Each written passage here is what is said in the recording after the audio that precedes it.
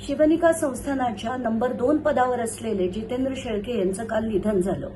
त्यांचा जो ऍक्सिडेंट झाला यात मला 2 गोष्टी महत्वाच्या मला मांडायच्या आहेत, कारण माझ्या मनात ती शंका आहे.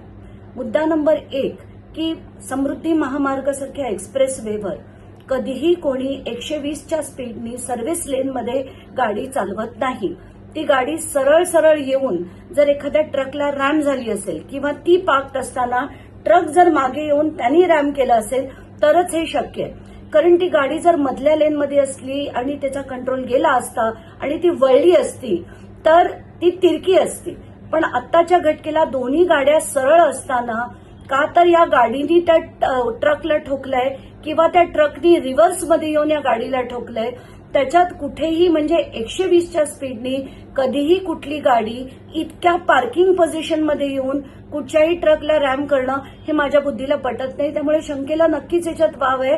आणि अस्वस्थ करणारी ही गोष्ट आहे की 3च दिवसापूर्वी ईडीची त्यांच्यावर चौकशी झाली होती.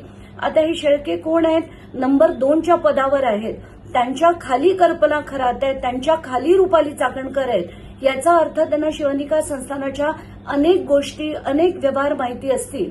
तर दिस इज डेफिनेटली डिस्टर्बिंग आणि याची चौकशी नेहमीप्रमाणे होईल असं आपण अपेक्षा करू.